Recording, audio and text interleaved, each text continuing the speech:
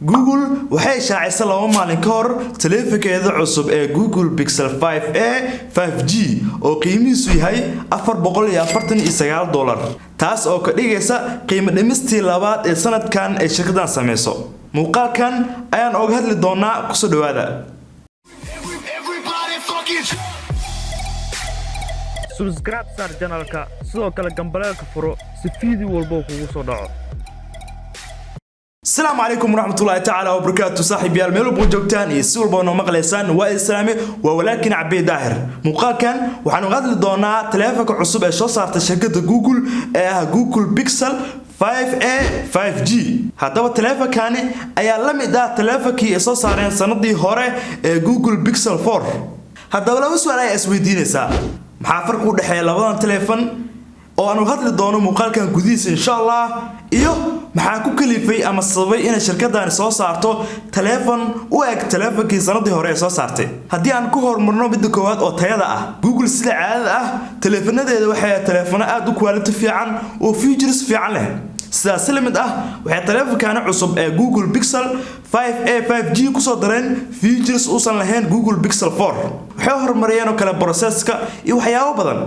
haddaan u gudubno qodobka labaad oo ah qiimaha inay tahay mid la awoodi karo waxay shirkadda suurtagal u noqon kartaa laba qodob inay sameyso si qiimaha ay u dhimto. kow inay haddii koo soo bilaabaan telefoon cusub oo features cusub ku soo daraan design new ah wax walba new inay soo dhigaan oo telefoon cusub ay soo saaraan kadibna qiimaha ay hoos u dhigaan. labo waxay suurtagal ku tahay in teleefanadeeda tayada leh ee dadka aad ku jecel yihiin laakiin qiimahoodu aad u badan yahay si qiimanimo uu sameyso isla telefoonkii ay soo celinaysaa kadibna waxay ku daraysaa features kale cusub oo markaa ka duwan kuwii hore kadibna qiimaha ay hoos u dhigaysaa. labaduba waa ay sameysay shirkadda Google. haddaba haddii aan isla fiirino design-ka iyo sida uu yaalo telefoonkan marka gadaashiisa fiirino qolofka kore waxaan aragnaa in kalarkiisu uu yahay kalar black wag oo halkaas kalar ay shirkadani ku keentay oo kalar kale sida telefoonadii hore ma lahan. gadaal wuxuu ku leeyahay laba camera ama dual camera oo ah 12.2 megapixel. kaamirada horena waa 8 megapixel. telefoonka idil wuxuu ka samaysan yahay bir oo waxaad u moodaa inuusan bir ahayn laakiin telefoonku waa bir maahan caag taas oo ka saacidaysa hadduu telefoonka dhul ku dhaco inuusan jabin. waxyaabaha kale iska mid yihiin telefoonka waxaa ka mid ah processorka oo kale. processorka ku xiran waa Qualcomm Snapdragon 765G. sidoo kale waxay iskaga mid yihiin RAM-ka oo ah 6GB RAM. sidoo kale waxay iskaga mid yihiin space-ka ama storage-ka telefoonka oo ah 128GB. haddaba waxaad isweydiinaysaa farqiyada u dhexeeya labadan telefoon maxaa waaye.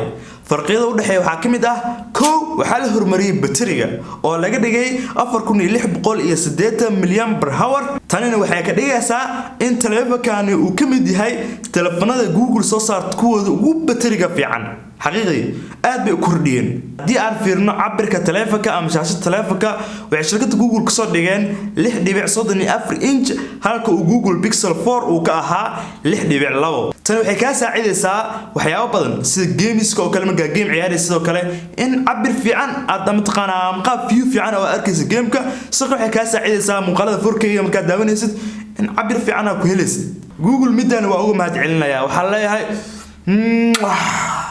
waxaysan ka tagin dhagaha. waxaan ognahay sanada 2020 inay adag tahay in shirkadaha waaweyn ee telefoonka mataqaanaa ku soo daraan dhagaha. badanaa shirkadaha waaweyn sida mataqaanaa Apple oo kale Samsung telefoonada ugu dambeeyay soo saaraan 2020 iyo 2020 waxay soo saaraan telefoon aan dhaga wadan oo mataqaanaa dhaga la'aan ah. Google midkan waa ugu mahad celinayna waa inuu ugu soo daray macnaha dhagaha muhiim u ah waxa ay dadka dhagaha aad u jecel ma jecel dhagahan oo bluetooth-ka ila gelinayo dab gili iyo ka dhamaanayo alaabaha ka dhamaahayno xarag dheer ah. hadda meelaha email marka alaabahaas aad ku jecel aniga ma fahanto marka mahadsanid Google. thank you.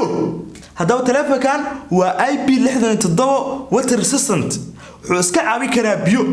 haddii aad dhaqanayso xaliima aad dhaqanayso dufaar dhaqanaya iska farax iska badan joogo dad badan islaayaan farax ma dhaqo farax adeer iska bulan hay oo ogna dharka waa dhaqanaa marka caadi la iska dhigo marka hadoo dhaqaysto telefoonkan biyaha kaaga dhaco wax dhibaato ah mataqaanaa marka arkaysid waa kala soo bixi waa tirtiranay wax biyo ka gelimayaan sidoo kale wasaqdo kale ma galayaan telefoonkan. xaqiiqdii telefoonka hore markii loo fiirsho Google Pixel 4 ma lahayn waxa soo idil marka waa tilaabo weyn ee shirkaddan sameysay in telefoon waxyaabo badan ay ku soo daraan oo telefoon waaweyn looga baahnaa isla markaana qiimaha uu yahay qiimo la awoodo oo markaa la iibsan karo oo ah $450 $449 aad bay u yartahay halka telefoonkii hore uu ahaa $499 oo markaa 500 qiimaheedu uu yahay haddaba telefoonkan wuxuu leeyahay kaliya hal sim card Soomaalidan hanaga telefoon oo sim card jeclna hal sim card nama qaadabo aba ii waran يعني أنا وفيعان هاي بقى سألهم كل شاء الله أنت ما قال لي شعيركم مهانا اللي يقان hal sim card nama qaado ma fahanti marka laba sim card iska baahnaan leen telefoonkan ma lahan soo kale waxyaabo telefoonkan ku xun yahay waxa meel walba kama helaysid gabagabada muuqaalka haddaba telefoonkan wax farqi ah uma dhaxeeyo telefoonkii hore Pixel 4 oo waxyaabo yar ay kala duwan yihiin anagu waxaan sugeynaa telefoonka ee shirkadda aadka noogu faaneen oo xayisiinta ever nooga dhigeen oo ay sheegeen wax badan ku soo diri doonaan ee ah Pixel 6 iyo Pixel 6 Pro kaas ayaan wada sugeynaa dhammaanteen insha Allah waxaan rajeynaynaa telefoonkaas wax badan mataqaanaa shirkadda ka hormari doonaan aysan ka reebi doonin dhagaha tan xaqiiqda aad u agta shirkadda inay iska daayaan in telefoonka dhagaha ka reebaan sidoo kale telefoonkan ee mataqaanaa 5A 5G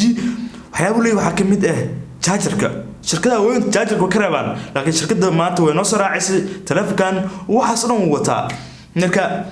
insha Allah waxa sugeynaa waa 6 mataqaanaa Pixel 6 Pro iyo Pixel 6 haddaba waa walaakin Cabdi Daar muuqaal kale aad xiis badan waxaan rajeynaa mac salaamo bye sug intaada bixin sug واسك أردك المقال لايك مسارين به لايك سار يا قي لايك سار مقال كوقت السوق لي إن شاء الله ما نك السنة وحصل يقدرنا مقال عصب مرك لايك إنه صار حتى نقول عصب سبسكرايب إنه سمع سوق لو حقبتكم أنت إنه وصل قرطع موبيلك هدا أودت حنوجاني هنا مقال كان على دمات كذا داوت اللجن آياتي لوفا كوسو قلت لوفا يان كوسار دونا كومنتي كذا لوقنا وكوسو قلت دونا مركا تلفق أودت كومنتي كنا وصل لاقينا صارتنا هيلوي حتى نقول عصب تنا سبسكرايب إنه سمع مع السلامة وباي باي